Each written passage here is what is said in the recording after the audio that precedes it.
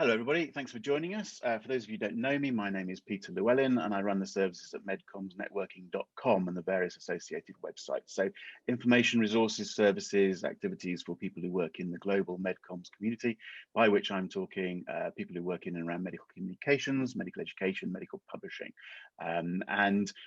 You'll find lots of resources there. You'll find we run these webinars regularly. You'll find recordings of these webinars at NetworkPharma TV. And for those of you who are interested in finding out more about MedComms and the broader communications field in terms of career opportunities, you'll find a host of activity, services and information at a website at firstmedcommsjob.com. So today we've got an audience online with us. It's great to see you. Hopefully you'll come at us with your questions and your observations and your comments. What we're going to do today though is we're going to start with a presentation from the guys from the HCA, the Healthcare Communications Association. So thank you, Alice and Mike, for joining us. We're going to hear a presentation about what they're doing and what they're about and how they see the landscape. And then we're going to just open this up into a Q&A. So people in the audience, as I say, be ready to send us your questions.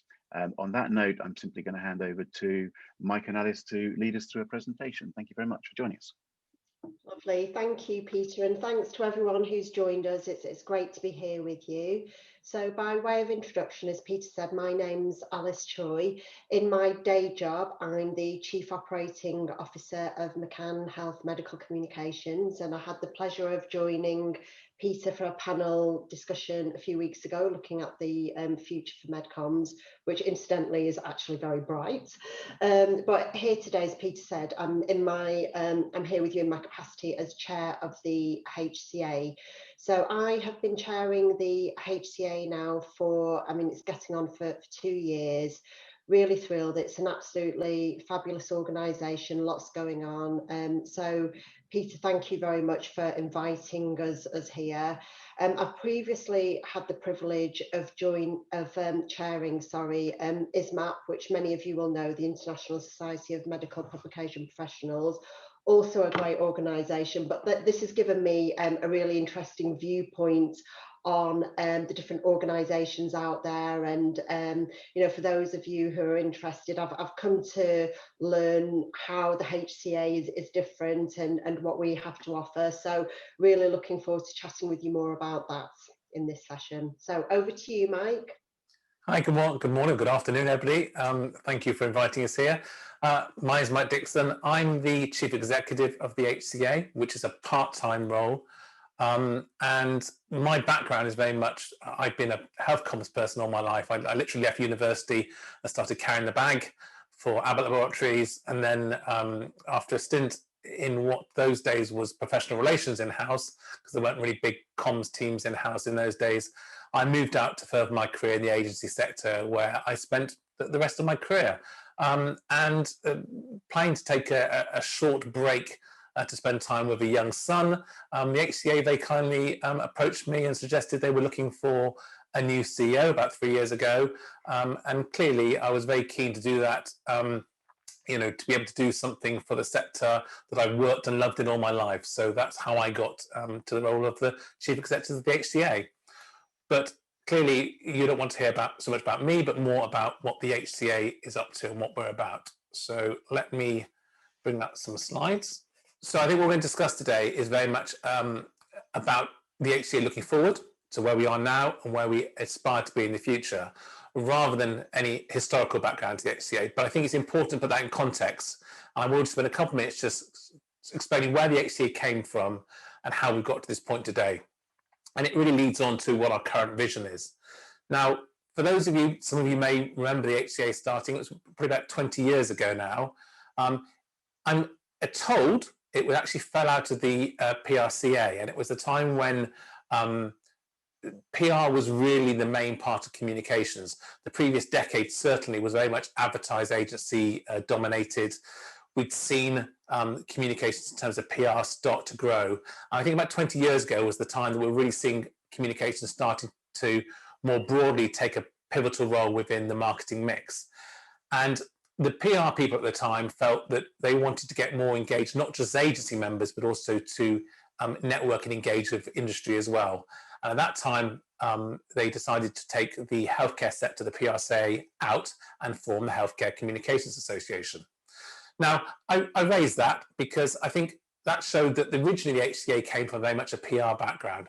But over the years, as we've watched the healthcare communication sector change so dramatically and become such a sort of a powerful force in the marketing mix over the last 20 years, that view of the HCA being very much PR based, of course, has changed drastically. We've seen communications become a lot more integrated. We've seen, may I even say, perhaps a slight demise of the strength for the advertising agencies, and even advertising agencies considering about what they do on a more comms basis. And I think because of that, we've now got to an organization 20 years later that really is representative across the whole spectrum of communications. And therefore, when we talk about our vision, it's about being the leading professional organization, uniting and championing all those in healthcare communications. And when we say all, we do mean everybody across that spectrum of healthcare comms that we now see as a sector compared to 20 years ago. The key words, of course, in that vision is uniting and championing. As a professional association, what we want to be doing is not just bringing people together and educating and training, which perhaps was where the HCA started from, but actually look about how we can help in bringing those people together, shape our sector, to prepare for what's coming in the future, but also to make us a better sector in the work we do and the way we approach things. So let me hand over now to Alice, who will talk you more about the other strategic parts of what we do. Thank you, Mike. So I'm just going to talk a little bit about our mission. So we started really taking a deep dive into the HCA strategy and things like our vision, mission and value set. I'm going to say, Mike, I think it was sort of 2019 when we started to look into all of this carefully.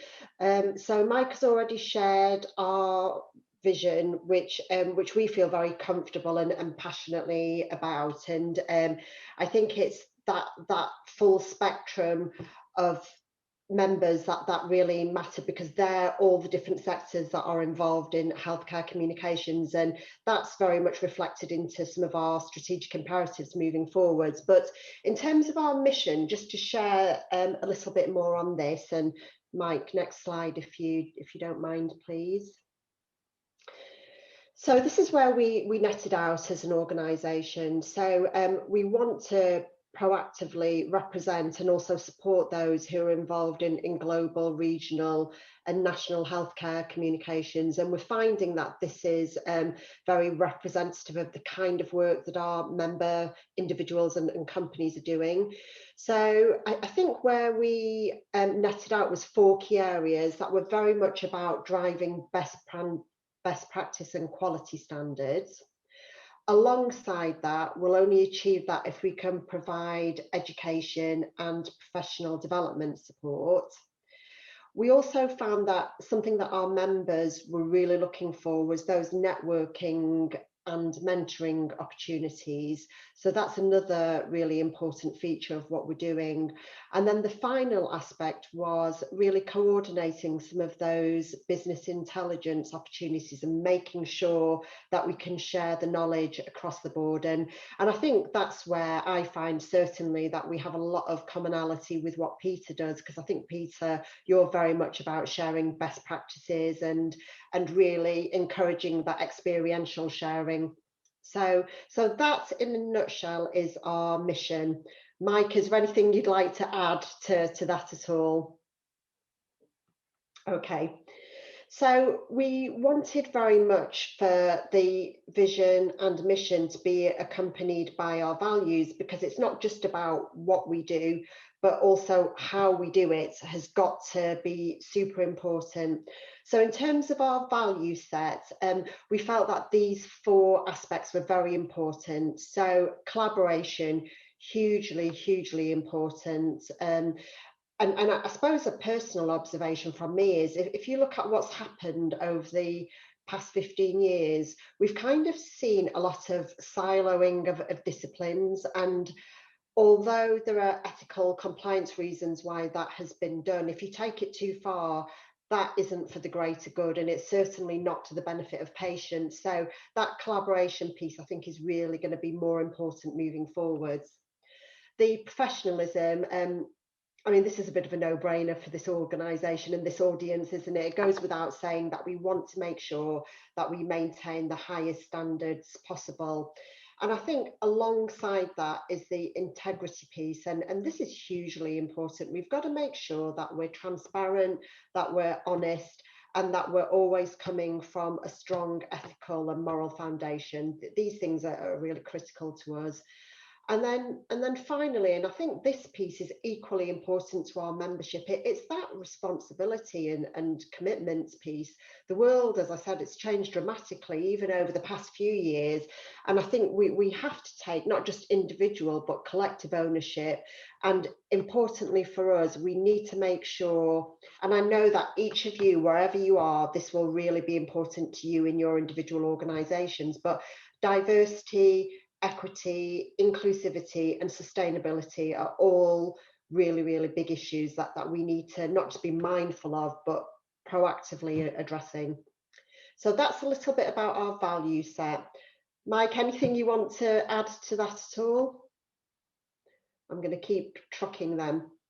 So having outlined the mission and value sets, I'd like to share with you the strategic imperatives that we're working to. And these are our 3-year strategic imperatives. And, you know, we'll make more progress on some of these than others, I suspect, but this is our strategic blueprints, if you will.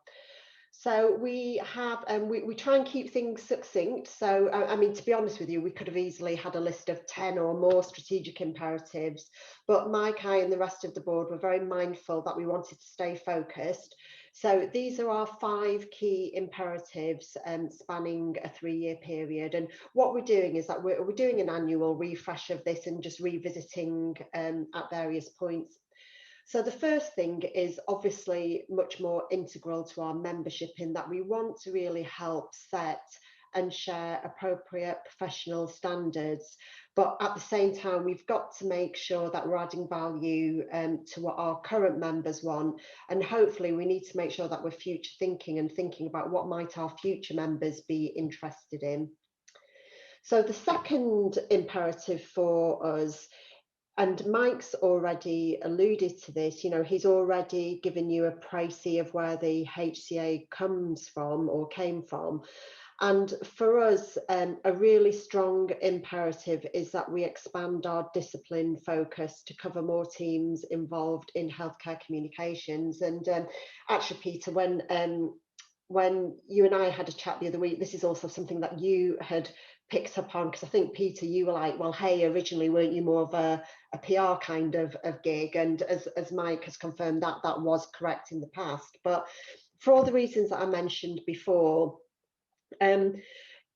healthcare communications, I feel it's not about marketing. It is about communicating evidence-based medicine and science in the most appropriate and meaningful way for the end user of that information. And as such, I think that now involves many more disciplines than it may have done historically.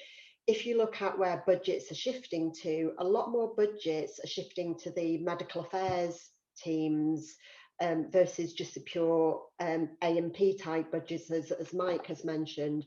So for us, it's really important that if we're to do justice to our goal of you know, best in class healthcare communications, we need to better represent the disciplines that are involved in that. So moving forwards, and actually over the past couple of years, you will see much more medical affairs representation alongside PR, alongside marketing, you know, alongside corporate comms.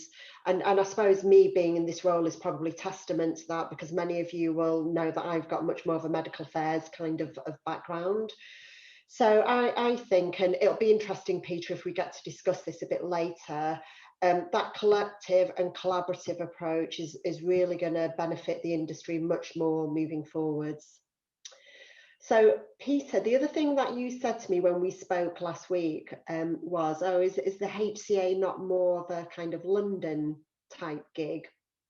And I think historically, and Mike, you can speak to this, I think that is a fair observation of where the HCA has come from historically. And so one of our other strategic imperatives is that we really want to establish a stronger geographical presence outside of London and wider in the EU. And although I hate to say it, that has actually been one of the silver linings of the whole dreadful COVID experience, in that we've adapted. I think Mike and the team have done a great job in moving us into the online world, and that has actually reaped lots of benefits in just expanding our geographical footprint. So like most organisations, when life hopefully in the not too distant future returns to more normality, for us, we're very keen that we maintain the hybrid approach. We want to make sure that there's plenty of opportunity for those in different geographies to engage with us, but we also do want to revert to some of those face-to-face initiatives and communications as well. So the fourth strategic imperative relates to a more internal one, I guess. So it was about strengthening our leadership, future-proofing our structure, and driving individual engagement. And I think that is something that we've taken great strides with over the past year, and it's something that we'll cover next. But over the past year, we've restructured. We have a new management board in place, and we're really delighted and looking forward to the structure we have, and doing great things with that structure, basically. So as I said, we'll share more of that with you on the next slide. And then finally, like all other organisations, I mean, we are, for us, we're a not-for-profit, but clearly, to do what we want to do and to serve our members in the best way possible, we do want to protect and grow revenue streams so that we can invest back into those initiatives for our members. So I don't think there's anything within our strategic imperatives that's rocket science per se, but hopefully you'll find that it all makes sense and resonates with you as an audience, some of you who'll be seeing this for the first time as well. So those are our strategic goals. And then moving on to the next slide. This is what I was just mentioning. So this is how we have restructured. So I'm going to just tell you a little bit about this structure. And really, we've got an open invitation because we'd love to have more engagement. And again, thank you, Peter, for inviting us. So this is how we are structured. So we have the management board, which I lead as the chair of that. And, you know, as we say, it's our governing body. It's about the strategic decision making and setting of requirements. So we have Mike as our CEO, who leads the day-to-day, you know, operational delivery and management of the HCA, and he does. I mean, you know, I think Mike does a great job. So we're delighted to have him at the helm. And then we have our coordinator, Romilly, and she's brilliant. She runs a lot of the day-to-day initiatives, working very closely with Mike.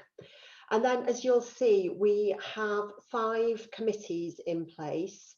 And I think all of these are pretty self-explanatory, but we have the nominations committee led by Annabelle Sanderman. So really, I mean, it's all in the name, and that committee is really responsible for making sure that we have the right engagement, right people in place for all of our committees and working groups. So Annabelle has played a great role in ensuring that for us.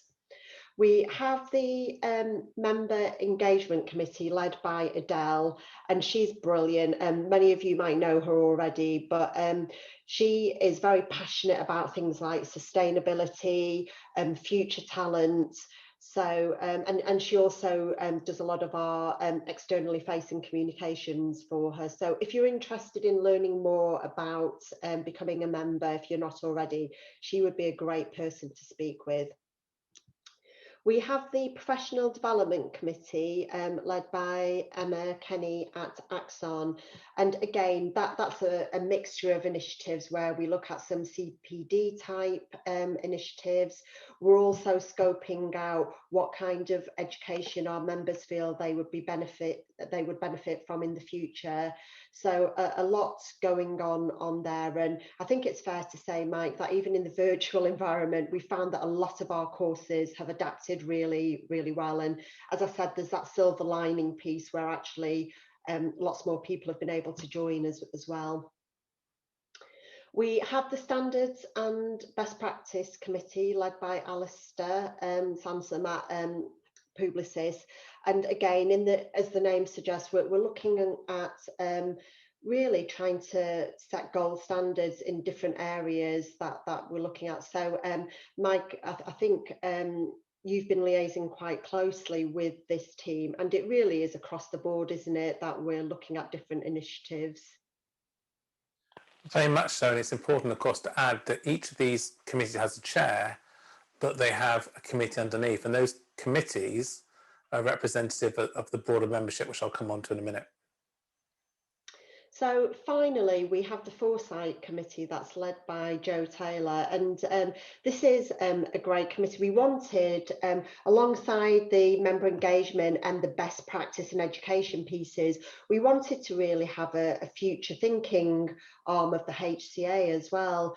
So Joe and her committee members are really scoping out what are the future topics of interest, what are the kinds of things that we'll have to look out for as a sector. So, you know, for example, things like innovation, sustainability. So Joe and the team are doing a great job starting to feel their way through some of those issues.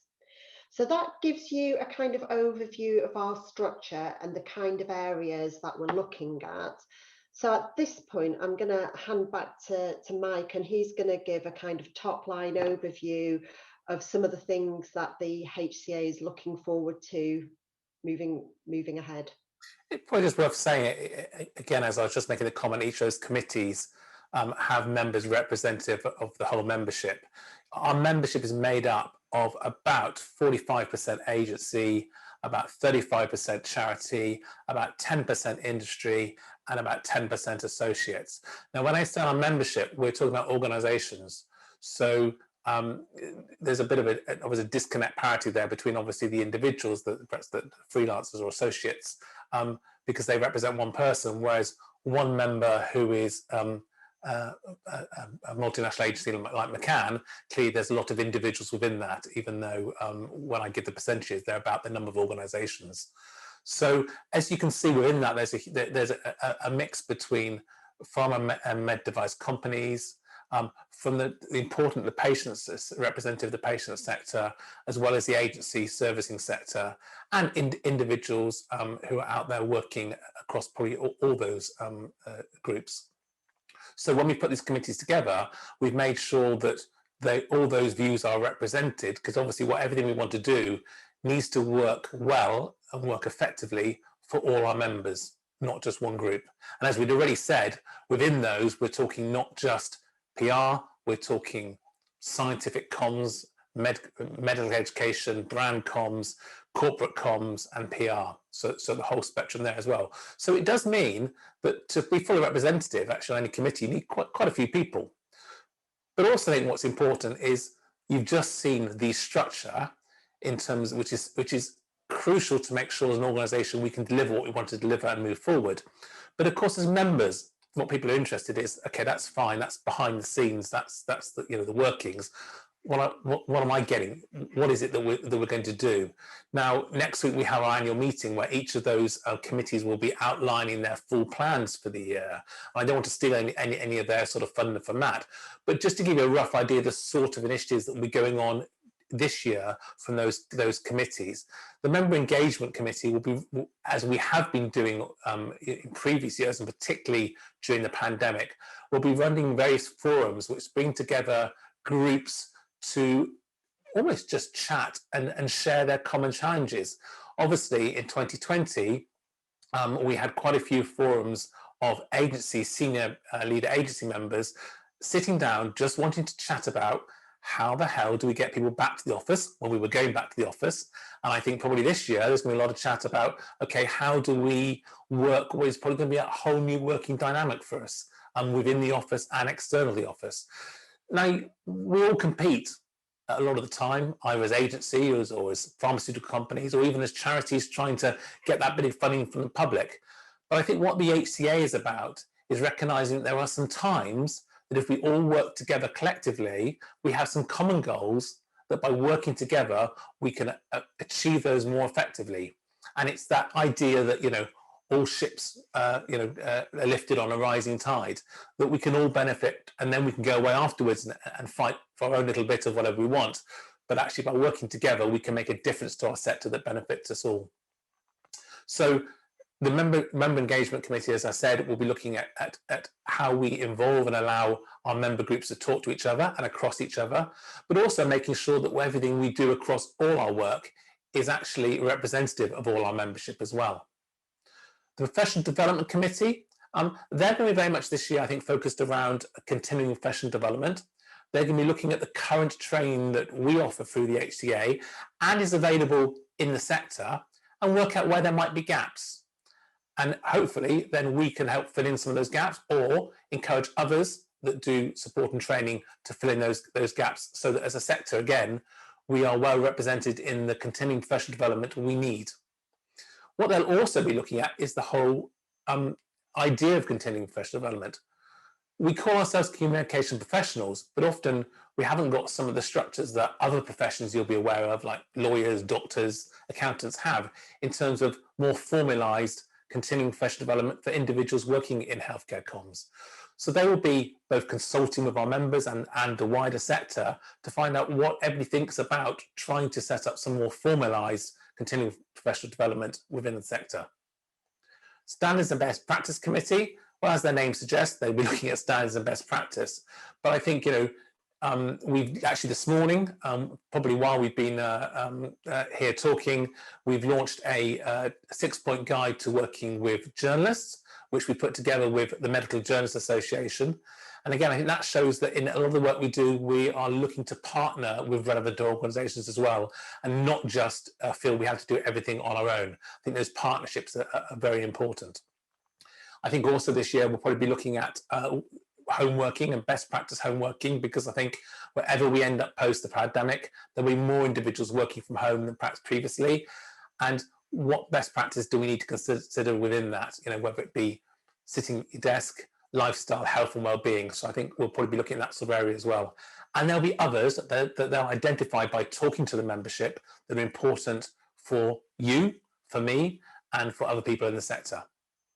Finally, the Foresight Committee. Well, I think two of the big initiatives we've been doing in the last couple of years in the Foresight Committee has been looking at innovation within the sector and sustainability within the sector.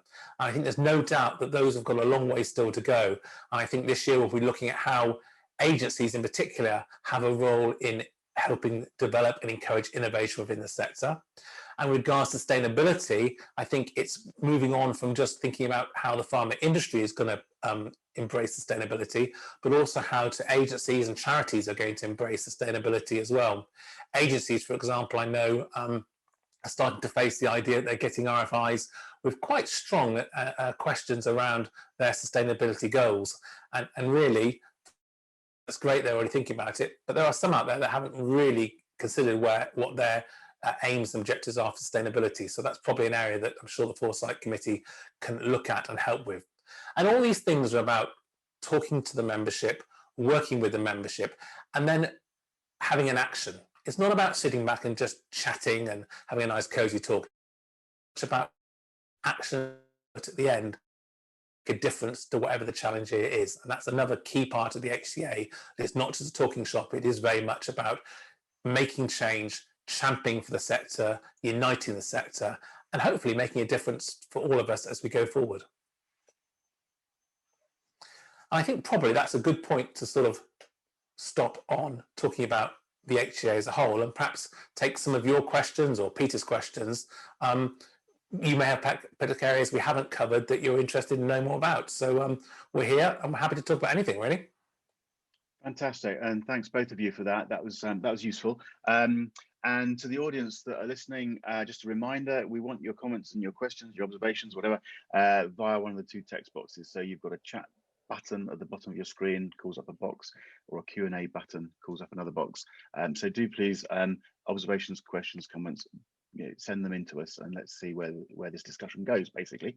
Can I just ask a few questions, well, a couple of quick questions, maybe for clarification. About the membership of the HCA, you effectively answered the question I've written down for myself, but can I just clarify it and maybe spell it out a little bit? The membership is very much about organizations, isn't it, and companies, as opposed to individuals in terms of a membership. So if I, Peter Llewellyn, working for agency X, want to join the HCA, can I?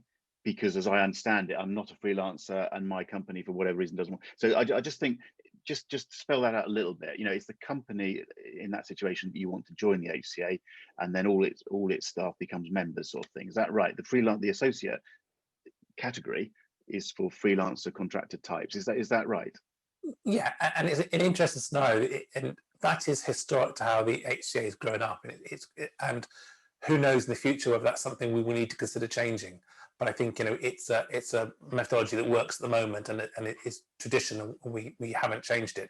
That in most scenarios, it's the organisation that joins the HCA, and as soon as they join, everyone in that organisation is instantly a member. So they are individual members, but they're not paying individually. They're paying because their organisation they work for has become a member, and that's true in whether it be an agency, whether it be in-house, a pharma company. Clearly, there are individuals out there that work in our sector. Maybe they may be freelancers, or they may be just a one-man company. And clearly, if they're in healthcare communications, we want them involved. We want to embrace them in the HCA. So that category, there is a category for individuals in that scenario. What becomes difficult, if you imagine that, is that if I'm an individual sat in a company and my company hasn't joined, can I join? And at the moment, we can't facilitate that because it's a dichotomy between the two scenarios. And that's a challenge that we might have going forward. We might have to think about how we address. But just the way we're set up currently, that would be a very big change in our membership structure. Which is fine. Absolutely, and so that's right. I just think worth spelling that out a little bit, because that is quite different to some of the other sort of industry association sort of thing. So it's worth just making that point. So what you need are people listening to this to go back into their agencies and go, we should join the HCA. Yeah, that's what. If they're not members, definitely. But if they are individuals, I know, Peter, you have, you've been brilliant at bringing people from the MedComms sector who work perhaps on their own as a freelancer together, so they feel part of a community. Those individuals are very, very well welcome to the HCA, and we'd love to see more of them joining the HCA and contributing. And I think one of the key things I probably didn't say in the presentation, and thinking about now I should have more, is that what we're always looking for is people to get involved and contribute. This isn't about those committees sitting and driving it and making decisions. We want to involve them. The more people we can involve for the membership to help shape that, to help understand what it is that the sector needs the HCA to do and represent on their behalf, the better. So those individuals have a voice, because clearly there is a large freelance or people working as individuals in a company market out there. And if that needs support and the HCA can help support something about that sector or help champion on behalf of that sector, we're very keen and happy to understand that and do it. Okay, cool. And it's interesting listening to you talk. I will always have the same thought listening to a presentation like that, because it's such a different world to sort of like what I live in, as it were. I mean, I think Alice, you kindly said, our sort of we align in many ways, but the big difference is you've got committees and people and stuff going on very much built around committees, whereas I don't. I just wing it and see what happens. And there's pros and cons probably to both sides. And it's important. I personally think it's important we both exist, as it were. And the committees can develop initiatives in a way that I simply can't do. And that's a huge benefit to everybody, frankly, not just the membership, but everybody, in my opinion, which is why I'm very supportive of organisations like this, apart from anything else. I'm going to ask an obvious question. Sorry, and I know you were slightly prepped for this, so I don't, and I don't think we should go too far with this. All right, but I get faced with a lot of questions. You know, I talk about MedComms, I talk about the great career opportunities, and I'm faced by people who go, okay, but what exactly is MedComms, Peter? You know, define it. Tell me a bit more exactly what you're talking about. At which point it all starts to fall apart because it's quite difficult to define MedComms. And on the other side, I'm faced regularly by people who say, how big's the marketplace? Is it growing? You know, I had a classic email. I will tell this little anecdote because I just love it. A few years ago, I wish I had framed this email, but it basically was somebody, a 1-2-liner, which came to me, as these things do. We know we're we know we're one of the top 10 MedComms agencies in the UK, Peter. Full stop. Do you know who the others are? And I just went, you know, that's a ridiculous statement, but at its heart is quite an important point, which is that if you can't define what MedComms is, how do any of us working in the business actually know what the business is we're working with it? And then, so MedComms, I have an idea in my head, but I'd be interested if you could talk a little bit more around the terminology that gets mixed up. So what, as healthcare communications, do you see yourself as, I don't know, everything including MedComms? I mean, we've talked a bit about the PR routes and you explained that.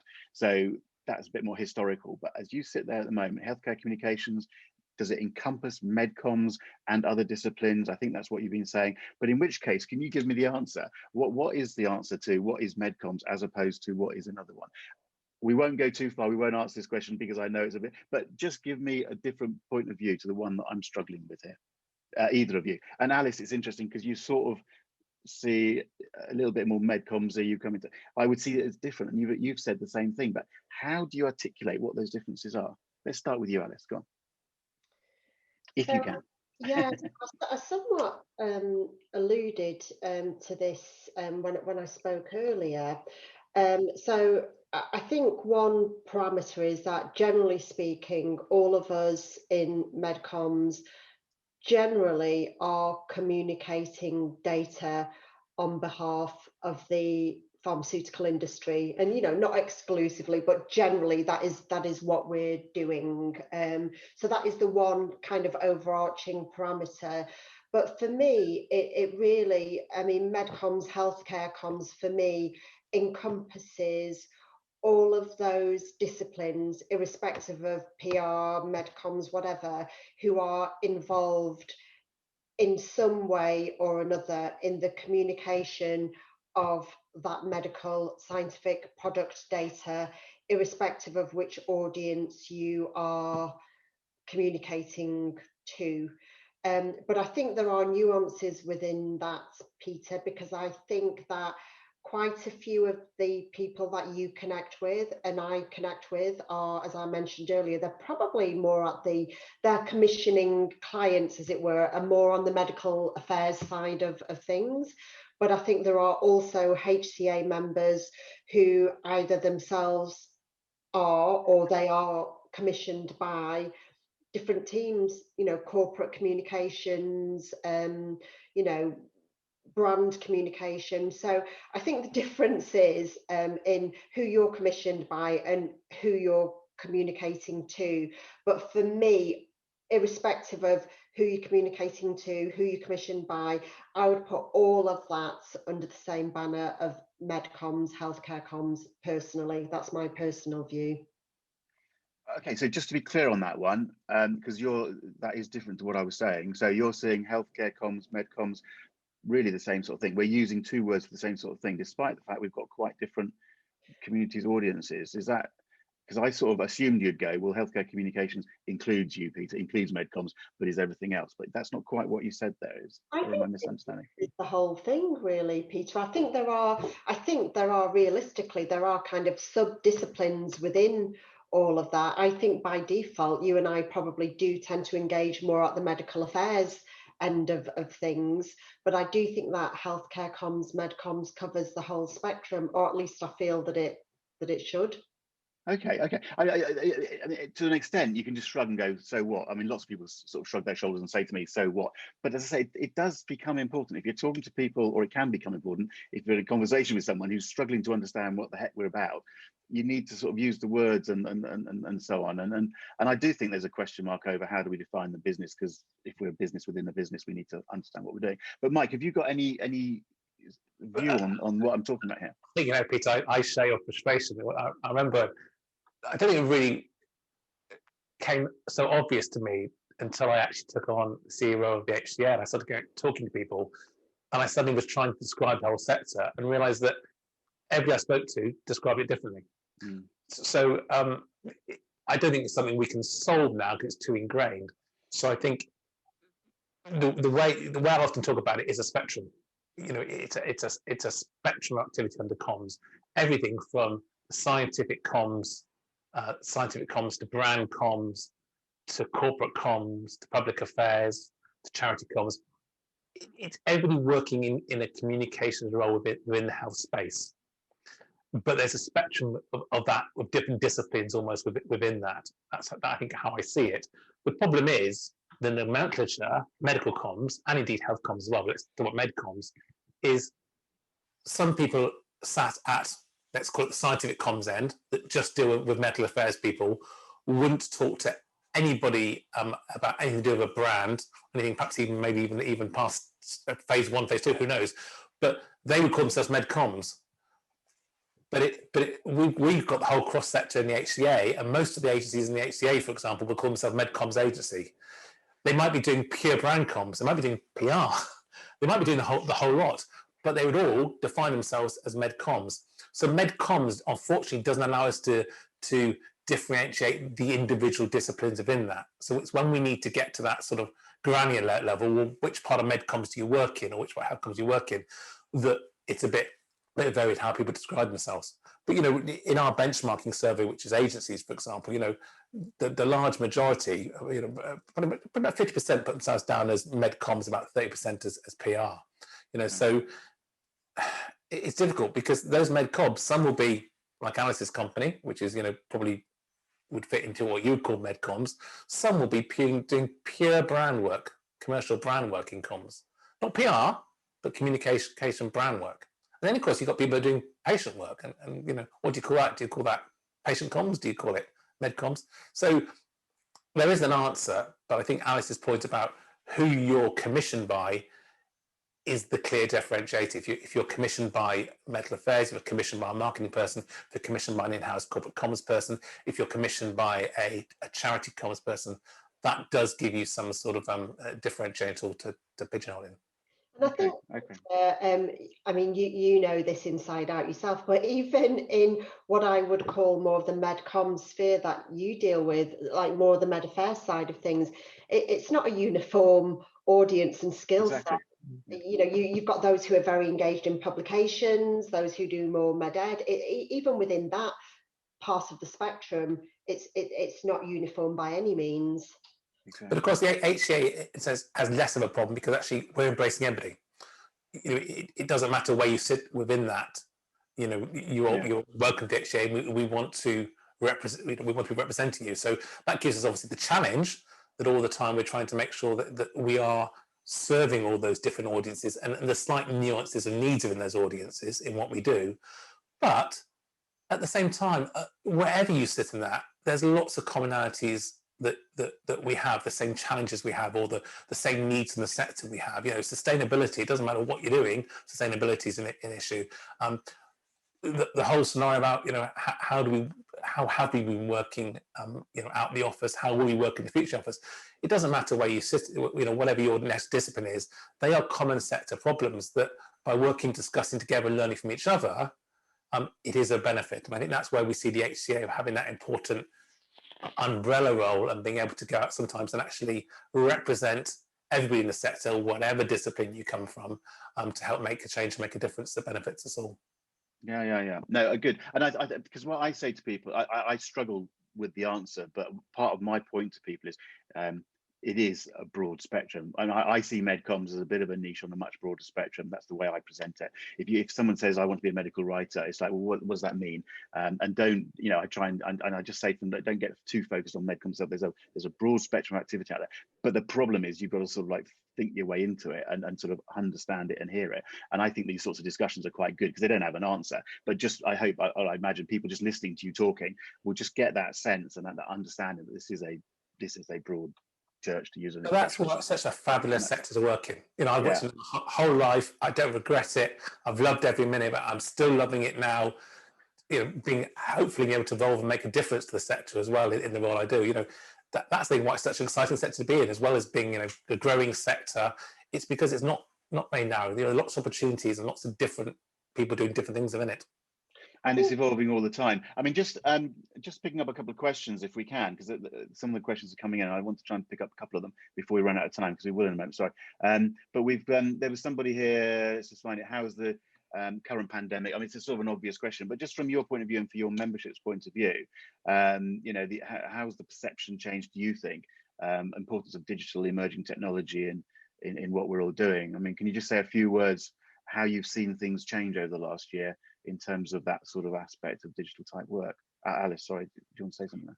Yeah, I actually, and Peter, we actually discussed this same kind of issue, didn't we, a few weeks ago, about how the past year has kind of exactly. So different challenges. I just thought from your point of view as HCA sort of thing. So from the HCA perspective, I think it's a given that a lot of our members are now in much more of a digital environment than they were before.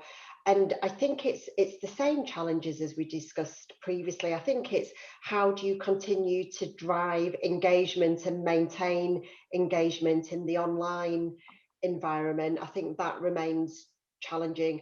How do you cut through the online noise to make sure that the information you're disseminating is being heard and resonates? So I would say a lot of our members are having very, very similar challenges in that respect. For us in the HCA, what we've tried to do is, I think, Mike, we've tried to take on a kind of bite-sized chunk mentality with what we're doing. So for example, in our conference series, we know that people are struggling with online fatigue, so we haven't gone for like a half a day or full day conference. We've tried to chunk it out. So I think not just for the HCA but our members, I think a lot of people are taking that pragmatic approach, concise bite-sized chunks, make it digestible, because everyone's in the same fatigued position. And just overall, would you agree with that? I mean, it's becoming cliched, but the last year has just seen an acceleration. I mean, within your within your definition of healthcare communications, you'll have specialist digital people, but there will be lots of people much more traditional. And do we all just agree there's been an acceleration in terms of all of them? And some of those traditional guys have embraced digital in a way that they might have not done quite so quickly if we hadn't had a pandemic, sort of thing. Totally, Peter. But I think the big challenge is actually, as Mike said, it's going to come up, because I think the bigger challenge is when we move to a hybrid environment. What are we going to do then? Because we still want to do the online digital stuff, but then if you're combining it with an in-person experience, how is that going to come together? So I think actually going back is going to be the bigger challenge for communications and innovations. I think it's going to be really, really difficult, and probably the subject of a whole webinar in itself, sort of thing. So I'm going to move on, if I may, just as tempted as I am to pursue that one. But we've got a couple of questions again coming in that I just thought we'd cover off quickly. Mike, there's a question from Michael. Does the HCA lobby government? Do you lobby in that way? I believe we haven't traditionally. Certainly we haven't in the last few years. There's two things about that. One, I think, if there was a particular case that healthcare comms needed lobby government and it was the right thing to do and we need to represent the sector, yes, we would. But I think often when people talk about lobbying government, it's more about things that are for the pharmaceutical sector as a whole, and actually groups like the ABPI are well set up to do that, and we would happily support them and partner them in doing that, not to try and replace them doing that. So it depends on the topic. But in principle, if there was something that the healthcare sector needed, healthcare comm sector needed lobby on, that wasn't, there wasn't, we were the obvious people to do that, and the reps to do that, then we would do that. There's nothing in our constitutional policy that would stop us doing that. It's just there hasn't really been the right occasion to date, and the things that probably people have thought about are probably better supported by the APPI, with organisations like us saying, yeah, we agree, here's our bid in. Okay, and just to finish with a final point, it's come again about the someone, Jane, I think it is, the patient association members. I mean, as an observation, as an observer, I think I'm right in saying that over the last couple of years, you've massively increased the patient group sort of presence within the organization, and everyone's talking about patient voice and so on. So just maybe quite briefly, I'm afraid at this stage now, to the two of you, the patient voice is more important. How's that affecting what you're doing at the HCA? How's it working?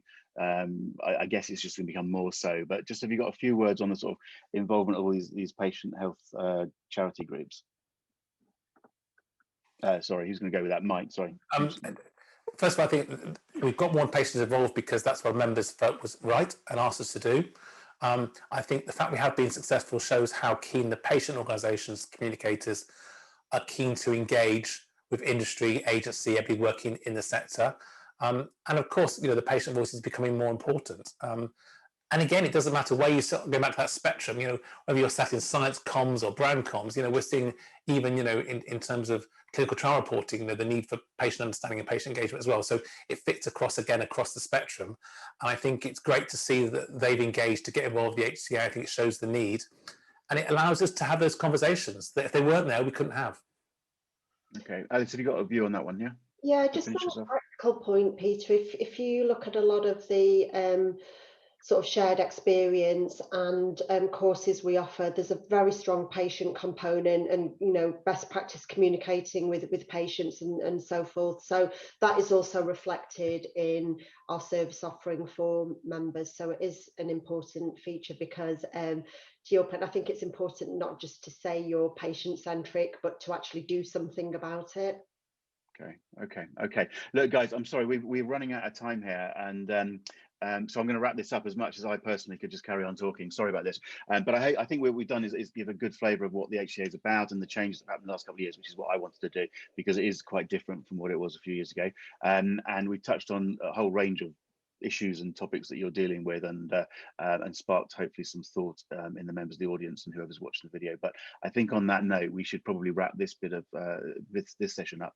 I know I can say on both of your behalves that anybody watching this today or a video later can contact you via LinkedIn. You're very keen to hear from people, and Mike, it's great you've got your virtual background. It's the-hca.org. It's terribly useful to have someone do that, so that's the website to go and look for if anyone wants to follow up about the HCA. Okay, so on that note, I'm going to wrap up. I'm going to say a huge thank you to you two for coming along and talking to us about it. I'm going to encourage the audience to contact you and follow up and look at what the HCA are doing. Thank you to the audience for joining us. And this is the bit where I ask everybody to give us a wave and say goodbye while I stop the recording. Members of the audience, we're still here for a few minutes, so we can carry on talking. But thank you to Alice and Mike. Thank you very much. Bye-bye for today. Bye-bye. Thank you. Thank you.